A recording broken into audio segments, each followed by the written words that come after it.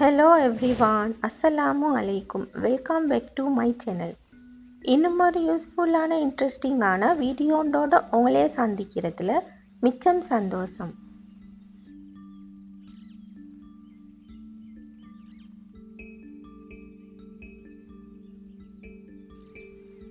இந்த video Wednesday ஒன்றில் எடுத்தது தான். மார்னிங்கே எழுப்பி சுபெல்லாம் தொலைஞ்சிட்டு டீ எல்லாம் ஊற்றி குடிச்சதுக்கு போகிறோம். இடியாப்பம் தான் இப்போ அவிச்சு கொண்டிருக்கிறேன் மார்னிங் பிரேக்ஃபாஸ்ட்டுக்கு. இப்போல்லாம் நான் இடியாப்பத்தாட்டில் இடியாப்பம் அவிக்கிறதே மறந்துட்டேன். எனக்கு இப்படி இந்த ஸ்டீமரில் வந்து இடியாப்பம் ஒரு 4 தைனம் இடியாப்பம் ஊற்றி எடுத்தால் எனக்கு வந்து ஈஸியாக இருக்குது. அது சுட்டி தான் இப்படி ஸ்டீமர்லேயே நான் இடியாப்பத்தை ஊற்றி அவிச்சு எடுத்தேன். பாருங்கள், உங்கள்கிட்டையும் இப்படி ஸ்டீமர் ஈக்கும். ரைஸ் குக்கர்ட்டு ஸ்டீமர் தான் இது. ரைஸ் குக்கரில் வார மேலுக்கால ஈக்கும் அந்த ஸ்டீமர் தான். அது வந்து எனக்கு உடஞ்ச ரைஸ் குக்கர்ட்டு ஸ்டீமர் ஒன்றும் இருந்துச்சு. ஸோ அதனால் எனக்கு ஒரே சைஸில் 2 ஸ்டீமர் ஈக்கிறதை சுற்றி நான் ஒரு காலையே இடியாப்பத்தை எல்லாத்தையும் ஊற்றி எடுத்துக்கொள்கிறேன். அப்போ எனக்கு ஈஸியாகவும் ஈக்கும். இப்போ தண்ணி நல்லா கொதிச்சதுக்கு போகிறோம். அந்த 2 தட்டையும் வச்சு இடியாப்பத்தை நாங்கள் அவிச்சு எடுத்துக்கொள்ளணும். இப்படி இடியாப்பம் அவிச்சு எடுக்க போக்கல எனக்கு ஈஸியாகவும் மீக்கும். பாருங்கள், இப்படி தான் 2 தட்டையும் ஒரு காலை வச்சு நான் அவிச்சு எடுத்துக்கொள்கிறேன். பாருங்கள், இப்போ இடியாப்பம் நல்லா வெந்திக்குது. ஒரு 5 நிமிஷத்துலேயே நல்லா வெந்து வந்துடும். தண்ணி நல்லா கொதிச்சதுக்கு போகிறோம். இந்த ஸ்டீமரை வச்சா 5 நிமிஷத்தில் வெந்து வந்துடும். இப்போ இடியாப்பத்தை அவிச்சதுக்கு போகிறோம். இடியாப்பம் அவிச்ச உரலெல்லாம் கழுவி அதோடு கொஞ்சமாக வெசல் வாஷிங்கும் இருந்துச்சு. அதெல்லாம் கழுவி முடிச்சிடுவோம் அப்படின்ட்டு தான் கழுவி கொண்டு இருக்கிறேன். இப்படி இடியாப்பத்தட்டை கொஞ்சம் ஒரு ப்ரெஷ் ஒன்றை வச்சு உள்ளுக்கெல்லாம் நல்லா தேய்ச்சி கழுவினா தான் அந்த உள்ளுக்குள்ளே மாவெல்லாம் போகும். ஸோ நீங்களும் வந்து இடியாப்ப உரலை கழுவுறண்டா ஒரு பழைய ப்ரெஷ்ஷை வச்சுக்கோங்க அதுக்கிண்டே. அப்போ வந்து அந்த இடியாப்ப உரல் உள்ளுக்கிற அந்த மாவெல்லாம் டக்குன்னு கழுவி பட்டுரும். இல்லாட்டி அந்த இடியாப்ப உரல் உள்ளுக்கிற மாவு சில நேரம் கழுவிப்படாமே நிற்கும்.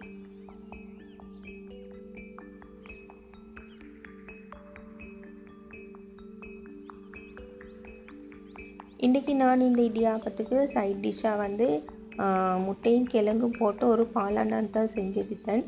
அதை எனக்கு வீடியோண்டா எடுக்க கிடைக்கல. நிறையவே வெசல் வாஷிங் இருந்ததால் டக்குண்டு அதை கழுவி வைப்போம் அப்படின்ட்டு தான் அவசரமாக நான் கழுவி கொண்டு மீக்கிறேன்.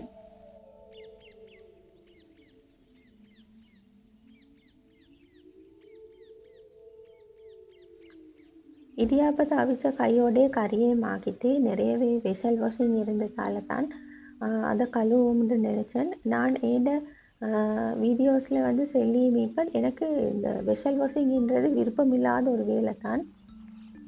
என்ன செய்ய, நிறையவே வெசல் வாஷிங் இருந்தால் வந்து அதை வந்து நான் தான் கழுவ வேணும். ஸோ அதனால தான் வந்து இந்த வேலையை வந்து பகலைக்கு லஞ்ச் ஆக்கிறதுக்கு முந்தி கழுவோம் அப்படின்ட்டு டக்குண்டு கழுவி கொண்டிருக்கிறேன்.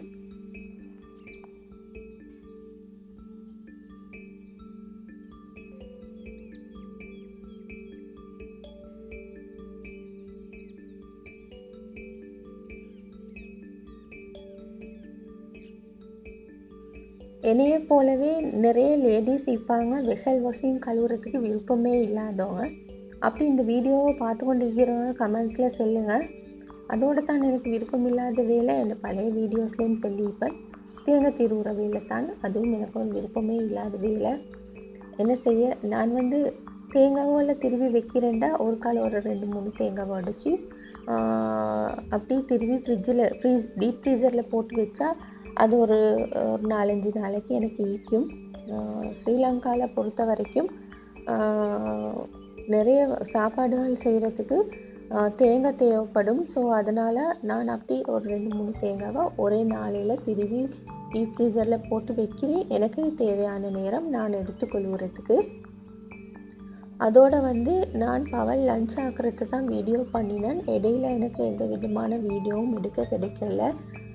நார்மலாக நான் எப்படி பீஃப் கறி ஒன்று செய்வேனோ அதே மாதிரி தான் நான் இன்றைக்கி ஒரு நார்மலான பீஃப் கறி அன்றைக்கி வந்து ஆக்கி எடுத்தேன். சும்மா நான் வீடியோவில் தான் எடுத்தனே ஒழிய இதோட ரெசிபீஸ் ஒன்றும் நான் உங்களுக்கு சொல்லலை. ஏற்கனவே நான் நிறைய பீஃப் கறி ரெசிபீஸ் என் வீடியோவில் போட்டிருக்கிறேன்.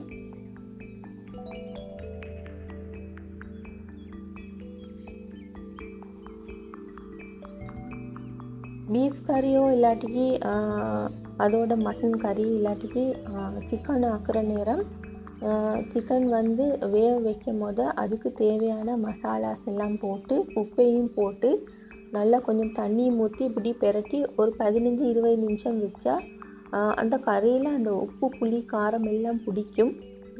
ஸோ அதனால தான் நான் இப்படி செஞ்சேன். அதோட பெரட்டி வச்சுட்டு நான் அன்றைக்கி ப்ரெஷர் குக்கரில் தான் அந்த பீஃப் கறியை ஆக்கி எடுத்தேன். எனக்கு ப்ரெஷர் குக்கரில் ஆக்குற நேரம் ஈஸியாகவும் இருக்கும், அதே நேரம் டக்குண்டு குக்காகவும் வரும். நான் எப்பயுமே பீஃப் கறி ஆக்குறேன்டா ப்ரெஷர் குக்கர்லேயே தான் நான் ஆக்கிறேன். இல்லாட்டி கொஞ்சம் கேஸும் கூட போகிற மாதிரி இருக்கும், ஏன்னா பீஃப் நிறைய நேரம் வேகணும். ஸோ அதனால தான் இன்றைக்கும் ப்ரெஷர் குக்கர்லேயே இந்த பீஃப் கறி ஆக்கி எடுத்தேன்.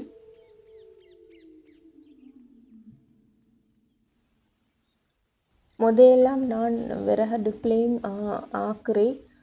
இப்பெல்லாம் வந்து விறகு ஈக்குது தான், ஆனால் விறகு வந்து பெரிய கட்டி ஒன்று ஈக்குது, பொலந்து எடுக்கணும். ஸோ அதனால தான் விறகடுப்பில் ஆக்குறதே விட்டுட்டேன். இன்றைக்கி நிறையவே எனக்கு அம்பரங்காய் இருந்துச்சு. இதை வந்து அம்பரல்லாண்டுவாங்க, சில நேரம் இது அம்பரங்காண்டுவாங்க. அதுதான் இப்போ நான் ஆக்க போகிறேன். இது வந்து எங்களோட மரத்தால் பிச்சது தான், கொஞ்சம் சரி புளி இல்லை. இந்த அம்பரங்காய் வந்து சீனி போட்டு மாங்காய் மாதிரி ஆக்கினா நல்லா டேஸ்ட்டாக இருக்கும். அதுதான் இப்போ ஆக்குறேன். இந்த அம்பரங்காவும் வேகிறதுக்கு டக்குன்னு நான் சின்ன ப்ரெஷர் குக்கரில் தான் ஆக்கி எடுத்தேன். அதில் வந்து கொஞ்சம் பால் ஊற்றி கொஞ்சமாக மஞ்சத்தூளும் போட்டுட்டு அதுக்கு தேவையான கொச்சிக்கத்தூளையும் போட்டு அதோட வெங்காயம், பச்சை கொச்சிக்காய், கொஞ்சம் சின்ன துண்டு தக்காளிக்காய், ரொம்ப 2 துண்டு, அதோட இதுக்கு தேவையான உப்பையும் போட்டு இதை வந்து ஒரு விசிலில் நான் வேக வச்சு எடுத்தேன். டக்குன்னு வெந்துடும். நான் வந்து இதை சும்மா ஆக்கி எடுத்தேன், எனக்கு கொஞ்சம் நேரம் எடுக்கிற மாதிரி இருக்கும். நான் இப்போல்லாம் எப்படா டக்குன்னு ஆக்கிட்டு கிச்சனை விட்டு வெளியே போக முடியும் தான் நிற்கிறேன். அந்த அளவு எனக்கு கொஞ்சம் கஷ்டமாயிக்கும் கிச்சன்லேயே நின்று வேலை செய்கிறேன்.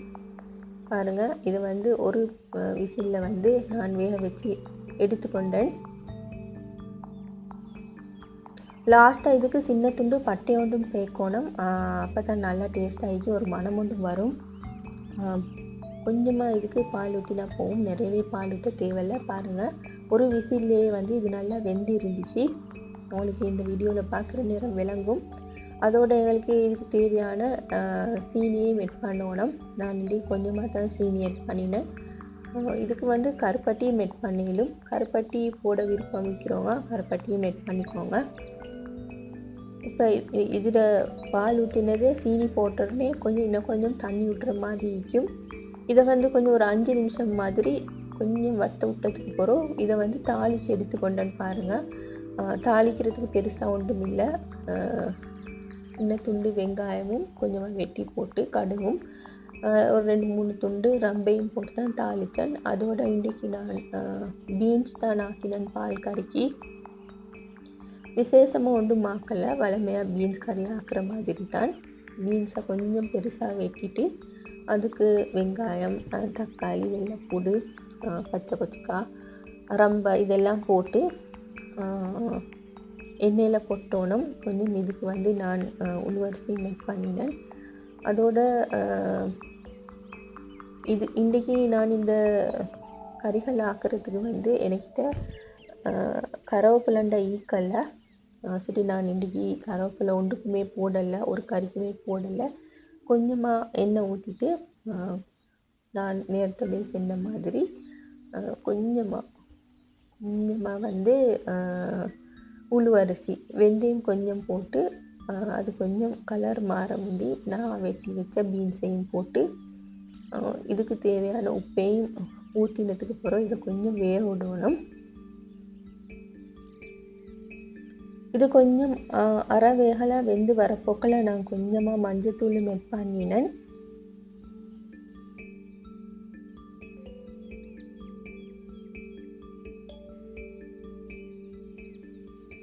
அதோட கொஞ்சமாக நான் மசாலா தூளும் எட் பண்ணினேன். இதுக்கு கொச்சிக்கத்தூள் தான் நான் எட் பண்ணலை.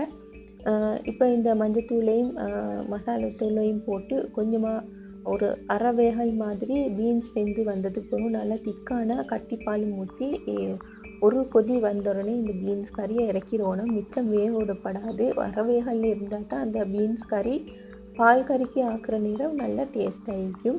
அதோட ஒயிட் ரைஸ் தான். இவ்வளவு தான் எங்களோட அன்றைக்கு உண்டான லன்ச்.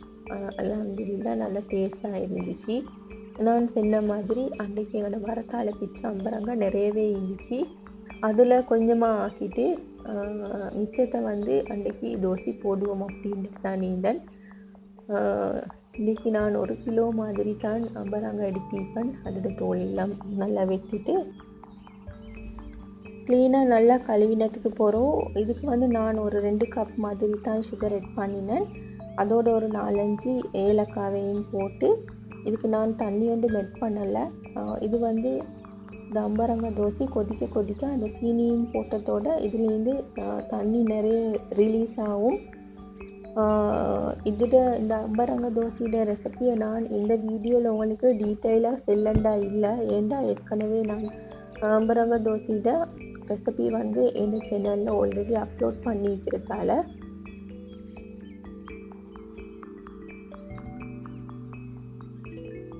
பாருங்க. இப்போ கலர்ஃபுல்லாக தோசை ரெடி ஆகிட்டு இது இன்னும் கொஞ்சம் வேகணும். அதுக்கு முந்தி தான் நான் உங்களுக்கு வீடியோ எடுத்து காட்டுவோம் அப்படின்ட்டு இடையிலே வீடியோ எடுத்தேன்.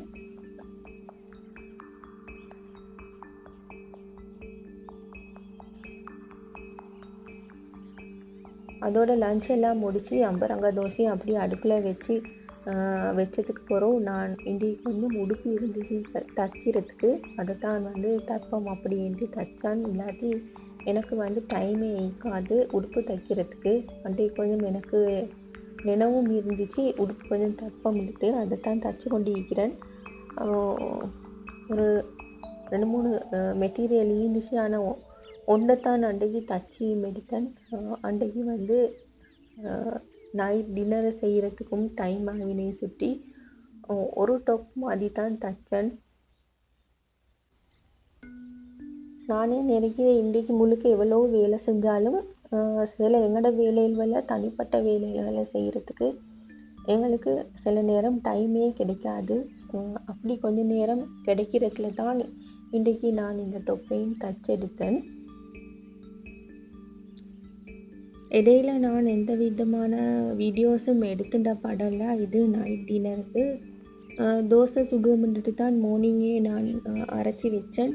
எந்த தோசைமா நல்லா புளிச்சிருந்துச்சு. உங்களுக்கு இந்த வீடியோவில் பார்க்குற நேரமே விளங்கும். அதோட இந்த தோசை மாவுக்கு தேவையான உப்பையும் போட்டுட்டு நல்லா கலந்து விட்டதுக்கு பிறகு தோசை ஊற்றி எடுத்தேன். அவ்வளோ சாஃப்டாகவும் டேஸ்ட்டாகவும் இருந்துச்சு.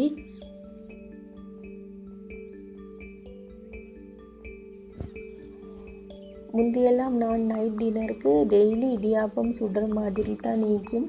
அப்படி டெய்லி இடியாப்பம் செஞ்சோ தெரியா எனக்கு இப்போ இடியாப்பம் திங்கிறதுக்கு விருப்பமே இல்லாமல் போயிடுச்சு. ஸோ அதனால தான் தோசை ஊற்றி எடுப்போம் அப்படின்ட்டு தோசையை கரைச்சி வச்சேன் மார்னிங்கே.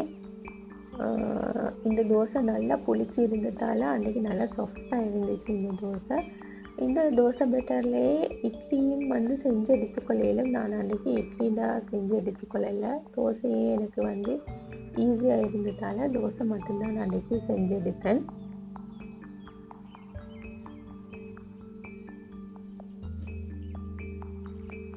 தோசைக்கு சைட் டிஷ்ஷாக நான் பவல் ஆக்கின பீஃப் கறியும் இருந்துச்சு. அதோட கொஞ்சமாக பருப்பும் ஆக்கினேன். சாம்பாருண்டா அன்றைக்கிட்ட செய்யலை, எனக்கு டைம் இருக்கலை. அதோட கொஞ்சமாக தேங்காய் சட்னியும் செஞ்சு எடுத்தேன். அதெல்லாம் நான் வீடியோ பண்ணலை. அன்றைக்கி நான் வீடியோ பண்ணுற நேரம் எனக்கு கொஞ்சம் மார்னிங்லேருந்து மேல் ஃபிட் இல்லாமல் தான் இருந்துச்சு. ஆனாலும் எனக்கு அன்றைக்கி வீடியோ எடுப்போம்ன்ற ஐடியாலே தான் இருந்தேன். அதோட தான் மார்னிங்லேருந்து நைட் மட்டும் நான் என்ன செஞ்சேன்ட்டு எப்படியோ ஒரு மாதிரியாக வீடியோவும் எடுத்து முடிஞ்சேன். அவ்வளவுதான் இந்த வீடியோ இதோட முடியுது. இந்த வீடியோ உங்களுக்கு மிச்சமே யூஸ்ஃபுல்லாக இன்ட்ரெஸ்டிங்காக இருந்திருக்கும் என்று நம்புகிறேன். இந்த வீடியோ பிடிச்சிருந்தா லைக் பண்ணி உங்களோட ஃப்ரெண்ட்ஸ் அண்ட் ஃபேமிலிக்கும் ஷேர் பண்ணுங்கள். இன்ஷா அல்லாஹ் மீண்டும் இன்னொரு வீடியோ ஒன்றோட உங்களையே சந்திக்கும் வரை பாய் பாய்.